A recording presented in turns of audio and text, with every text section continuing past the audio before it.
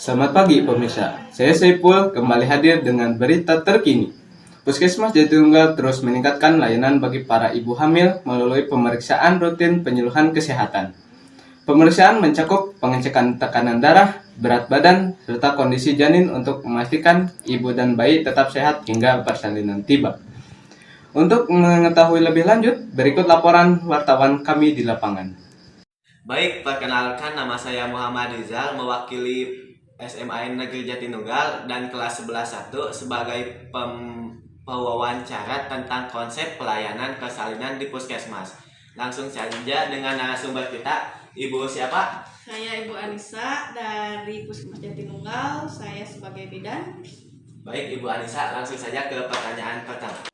Apa saja pelayanan yang diberikan Puskesmas kepada ibu hamil?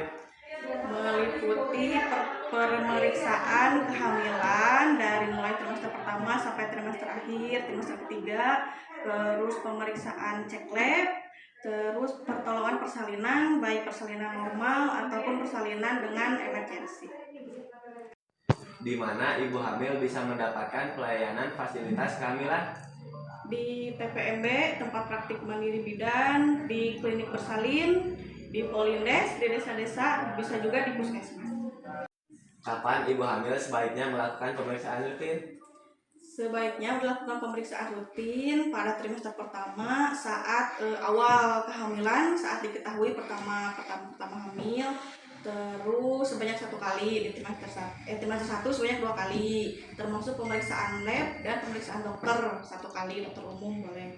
Di trimester kedua minimal dilakukan 2 kali oleh bidan boleh ya. Terus di trimester ketiga dilakukan minimal 3 kali oleh termasuk pemeriksaan bidan dan pemeriksaan dokter, juga cek lab. Siapa saja yang terlibat dalam proses penyalinan? Yang terlibat dalam proses pemeriksaan kehamilan atau persalinan bisa perawat, bidan, dan dokter yang ada di puskesmas. Mengapa pemeriksaan kehamilan penting dilakukan secara rutin? Agar kehamilan dan persalinan ini berjalan aman, terus menghindari komplikasi terhadap ibu dan janin, terus menghindari tanda-tanda bahaya terhadap ibu dan bayinya, baik selama kehamilan maupun setelah melahirkan. Bagaimana prosedur kehamilan yang dilakukan di puskesmas?